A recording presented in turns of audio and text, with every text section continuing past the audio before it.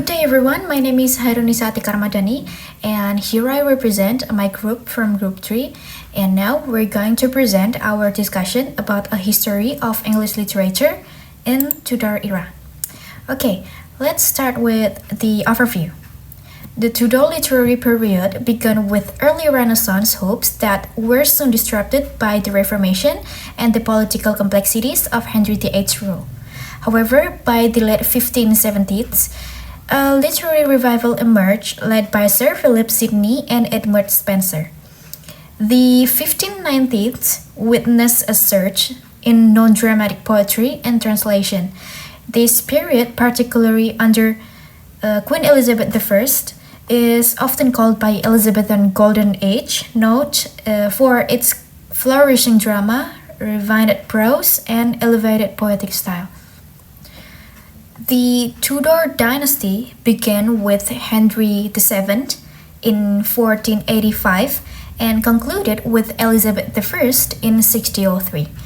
Under the Tudors, literature flourished across genres, and the English sonnet was introduced by Sir Thomas Wyatt and Henry Howard, Earl of Surrey, significantly influencing poetic form.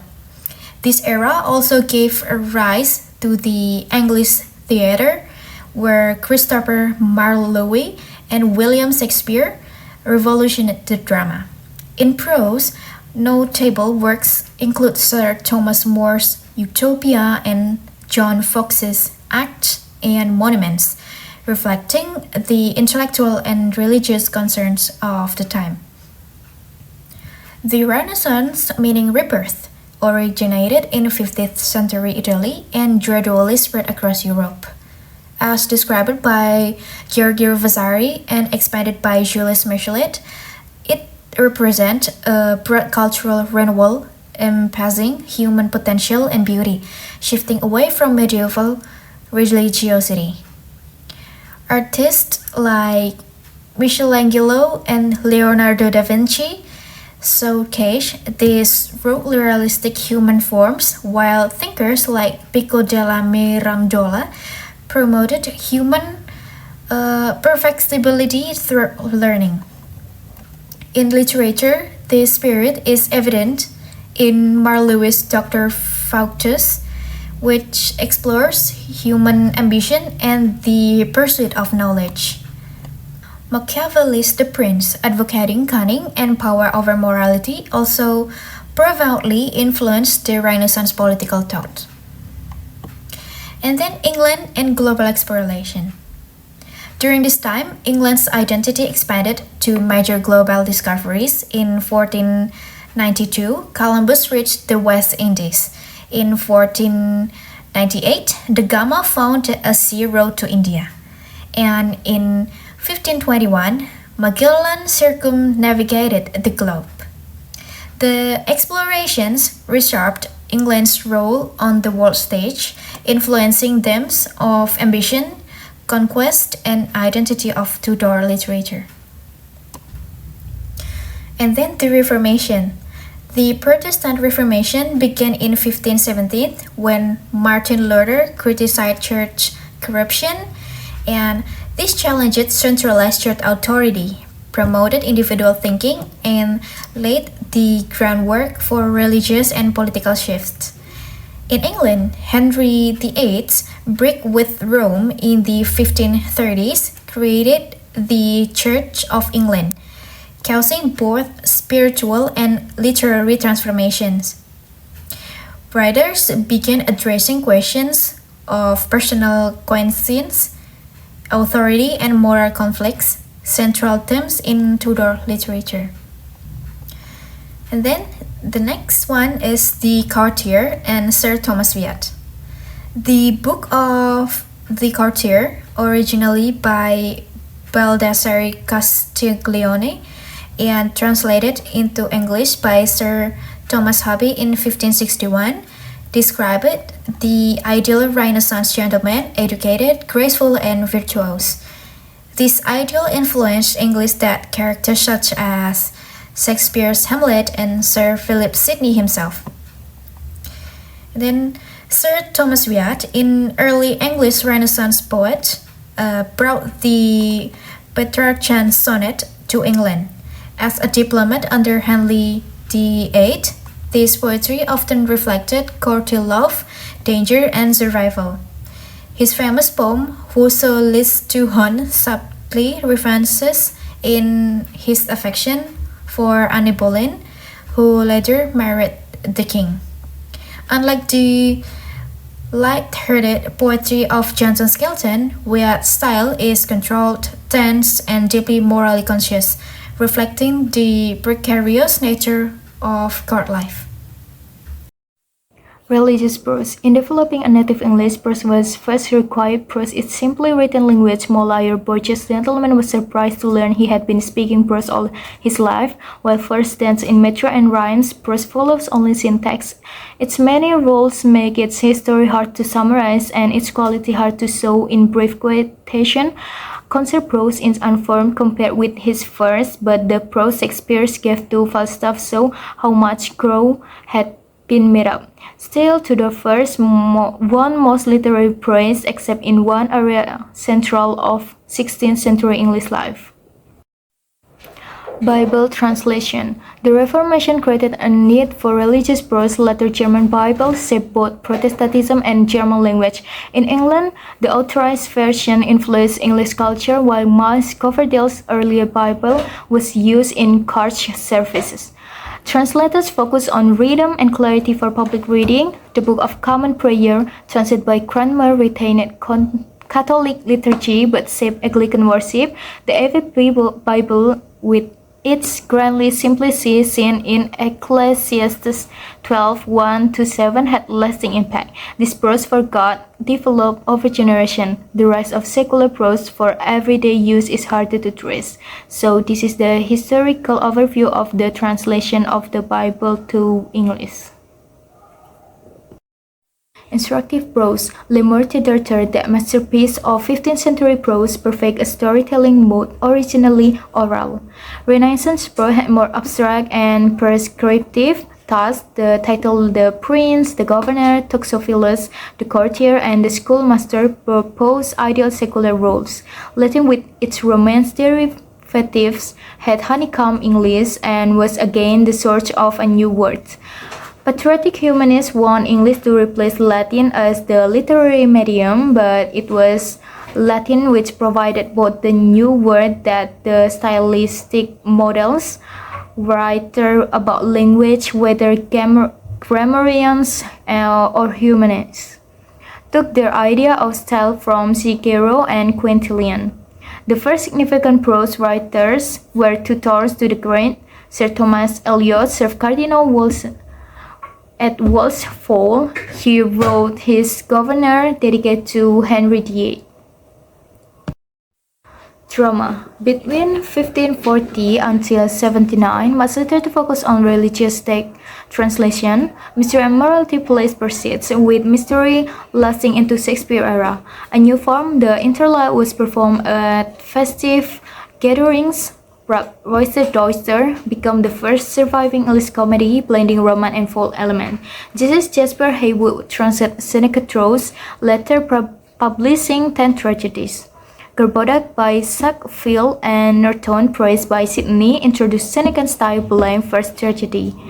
George adapted Ariosto in supposes a search for Shakespeare's. Chronicles by Edward Hall and Raphael Hollins, along with North 1579 translation of Plutarch, influenced English history and tragedy plays, laying foundation for future Elizabethan drama. So this is a list of important figures and their translate word. And in the next, this is the part 2, Elizabethan literature. First, writers born in the 1550s, Spencer, Sidney, Raleigh, Lilly, and Hooker revived English literature with a new sense of artistic purpose. Educated in humanist schools, Sidney and Spencer both conscious from the elegance to English verse, they re-established metrical structure, adapting older French syllabic from the English stress-based rhythms. By the 1580, musical regularity in the poetry had become common, and Sydney first set a high standard for Elizabethan poets. Too late, Elizabethan poetry was too passionate to be truly classical like Horace or Virgil. Its technical excellence made it a classical model for future generations. It was refined, not neoclassical in spirit. You can see the details in this slide. Sir Philip Sidney, born in 1554. Sidney led the Areopagus, a group aiming to classify English matter with members like Edward Dyer and Fulke Greville. He wrote Arcadia, a courtly romance, Defense of Poesy, the first major English literary criticism, and Astrophil and Stella, the first English sonnet sequence. Blending invention with influence, Sidney offered both moral ideals and poetic innovation. He was an original writer as well as an origin. Edmund Spenser, born in 1552, was a Cambridge scholar who translated sonnet before writing his famous poem, The Faerie Queene. It's a long unfinished epic that tells the story of knight to show 12 moral virtues. So only 6 parts were completed. The poem praised Queen Elizabeth I as Gloriana and mixes myth, religion, and politics. Written in a musical style called the Spenserian stanza. It supports Protestant values and shows some of the struggle of Spenser's time, like England rule in Ireland. He also wrote Amoretti, Epithalamion, and Prothalamion, known for their beauty and elegance, while poets like Milton and Keats admire him. Some like Ben Jonson, though his old-fashioned style was hard to read. Okay, the next part I will explain about Sir Walter Raleigh. Sir Walter Raleigh, in 1552 until 1618, is the son of a country gentleman who spoke broad Devonshire all his life. A national figure, he was a poet of huge talent of hardly print and amateur. His 30 surviving poems are scattered gestures surrounding a large of personality. The poems Raleigh print advertise ambition foiled, a bold soldier and chief colonist of Virginia.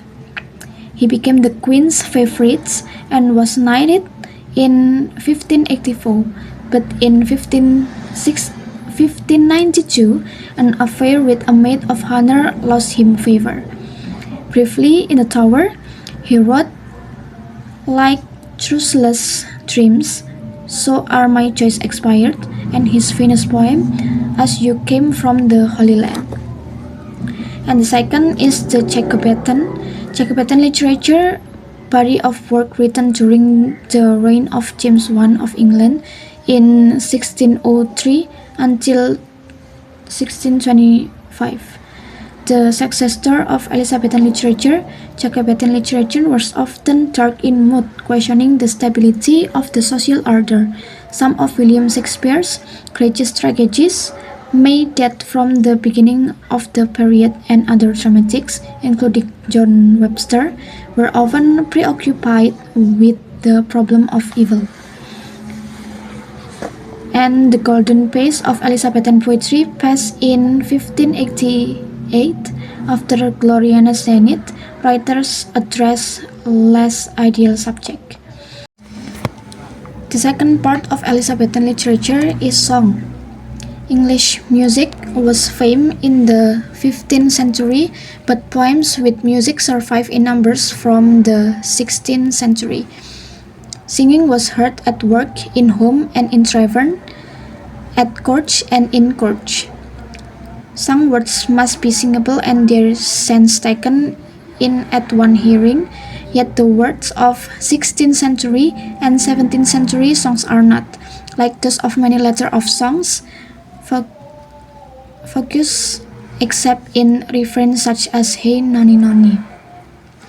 Literary history can say little about the anonymous poem which fill the popular lyrics anthologies, from the Total Miscellany in 1557 through A Paradise of Dainty Divines, a gorgeous gallery of gallant invention of England Helican in 1501. These numbers are often unsolved key to the period of cosmography and constant Penelope sends to three careless Ulysses in catchy material hexameter. Various linguistic schooling encourage delight in language. The first figures in song is Thomas Champion in 1567 until 1620. Intensive composer and masque-maker, wrote the best quantity verse, his rose-cheeked Laura come, in praise of an ideal woman dancing, in classic example. In later version of this theme, the dancer an emblem of Platonic harmonizings. And in here is a lyric who write by Thomas Champion. The matching of syllable lengths to metrical stress in trochaic pattern is broken twice by line 9 until 10, which act out the singer's pretended clumsiness, and by the IM in line 13, where still is both unmoving and spiritually. Another champion points imitating musical effect is when to her lute Corinna sings, "He's my Swedish lesbia, let us live and love," is one of several fine contemporary versions of Catullus Vivamus Mea Lesbia atque Amemus. The last part of the Elizabethan literature is prose, and the first figures is John Lyly. John Lyly was an author considered to be the first English prose stylist to leave an enduring impression upon the language. As a playwright, he also contributed to the development of prose dialect in English comedy. Lyly's preoccupation with the exact arrangements and selection of words, his frequent use of similes drawn from classical mythology, and his artificial and excessively elegant prose inspired a short-lived Elizabethan literary style called Euphuism. The Euphuist novel introduced a new concern with form into English prose. The next figures is Thomas Nisi. Thomas Nisi, born in 1567 in Lowestoft, Suffolk, England, was a prominent Elizabethan poet, playwright, and pamphleteer. Nisi helped to establish the dominant literary voice of the Queen's reign in English drama and prose. He collaborated with writers such as Ben Jonson, Christopher Marlowe, and Robert Greene. Nisi plays include Pierre Poniles, Summerless Will, and Testament, and The Terrors of the Night. His best-known work is his novel The Unfortunate Traveler, or The Life of Jack Wilton. And the last figure is Richard Hooker. A better effort at loving his Puritan neighbor was made by Richard Hooker in 1553 until 16. He wrote his masterpiece with title of The Laws of Ecclesiastical Polity. The polity was the final chapter of the so-called admonition controversy in June 1572. The London Elleries, John Field, and Thomas Wilcox had issues from a secret press and an admonitions to Parliament, which demanded that Queen Elizabeth I restore the purity of New Testament worship in the crunch of English. And for the last, Tudor period was an important time for English literature. It makes new idea from the Renaissance with change in religion. Writers like Sidney, Shakespeare, Spencer, and Yeats helped shape the way we read and write today. Their work still inspires people around the world until now. So I think that's all for group 3. Thank you and see you everyone.